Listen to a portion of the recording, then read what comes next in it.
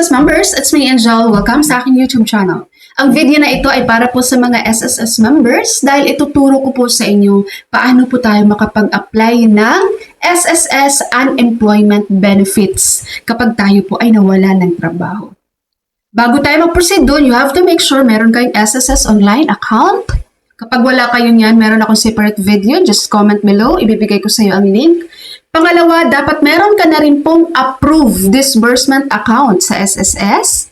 Pangatlo, dapat po ang reason ng iyong pagkawala ng trabaho ay involuntary separation. Dapat po yan ay mga authorized cause, katulad na lang ng redundancy, retrenchment, closure of business, and labor-saving devices.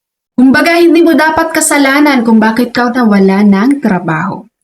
Alright, so ang gagawin lang natin guys, mag-login ka sa iyong SSS online account, puntahan mo tong benefits, i-click mo tong unemployment benefit.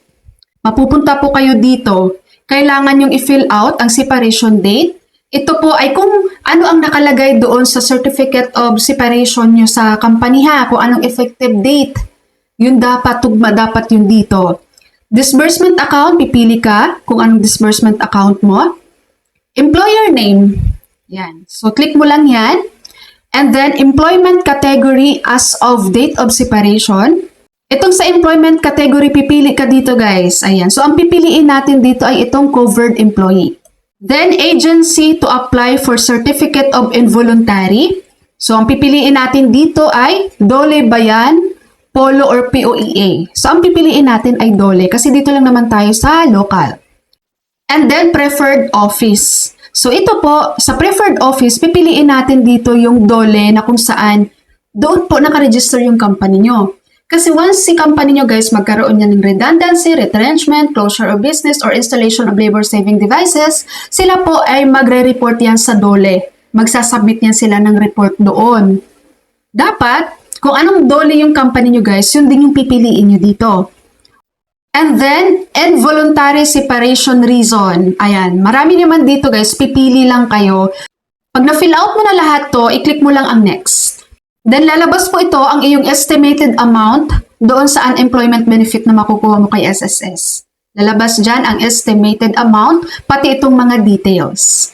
Scroll down mo lang po, i-click mo tong box ng I have read and agree, tapos i-click mo yung submit. Then, mapupunta ka po dito sa data consent. I-click mo lang tong box ng click here to agree and proceed. Tapos, i-click mo ang submit.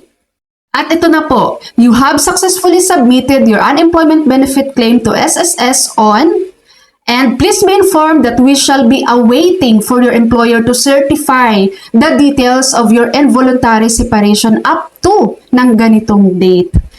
Pag nakapag-submit na kayo nito guys, i-inform nyo agad yung company nyo, yung HR nyo, para i-certify po nila. Alam na po ito ng HR nyo. Mag-login lang yan sila sa kanilang SSS online account ni employer at isi-certify nila to, ang application mo sa SSS Unemployment Benefits. Kapag na-certify na po ng employer nyo, mag-notify naman yan sa inyo guys. Mag-proceed na po kayo sa Dole E-Certification of Involuntary Separation. So dito po sa Dole, depende na po ito sa Dole na branch nyo. May ibang Dole kasi na pwede siyang online, Dole E-Certificate ng Involuntary Separation. May iba namang Dole guys na hindi available online, mag-i-email ka sa kanila.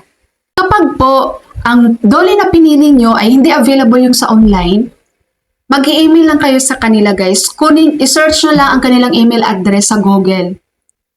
Tapos mag-i-email kayo ng ganito, request for Dole E-Certification of Involuntary Separation.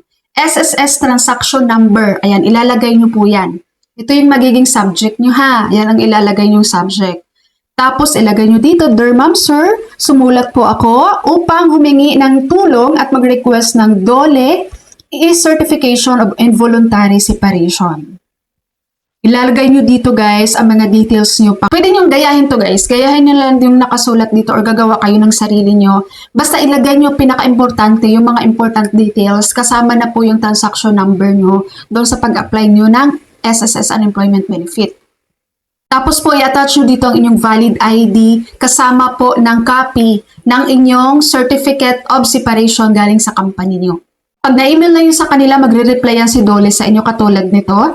Please be informed that your application for e-certificate of involuntary separation has been approved. An email notification from SSS of the approval of an employment benefit claim shall be sent to you to the registered email address of member. Tapos wait mo na lang guys na mag-email sa'yo sa SSS hanggang sa makareceive ka na ng email ni SSS na ganito. We are pleased to inform you that your employment benefit claim to SSS filed on has been approved. So maghintay ka na lang dito ng 5 working days, papasok na yan sa iyong disbursement account. Okay, gets? Para naman po doon sa mga Dole na napili nyo guys na meron naman silang e-filing no online.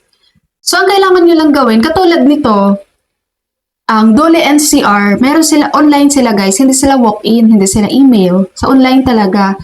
Sa website ng Dole NCR, meron silang ditong nakalagay, Certificate of Involuntary Separation for SSS. So, i-click natin to, tapos i-click natin tong proceed, tapos i-click natin tong agree. So, ito yung mga details na kailangan lang natin i-fill out, tapos dito sa baba, i-attach natin ang notice of termination of employment, no? Certificate of separation galing sa company mo. Tapos ang iyong valid ID. Tapos i-click mo lang ang next. And then kapag na-submit mo na yan guys sa iyong Dole online, no? Intayin mo na lang din na mag-email sa'yo ni SSS para doon sa approval mo sa iyong SSS Unemployment Benefit. So ganun lang po.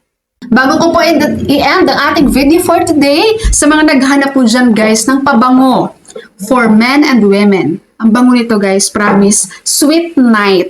So ang link ng mga products na to, ito naman ang ating whitening body soap na Alada.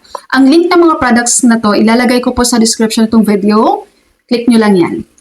Okay, so that's all for my video for today. Thank you so much for watching everyone. God bless you.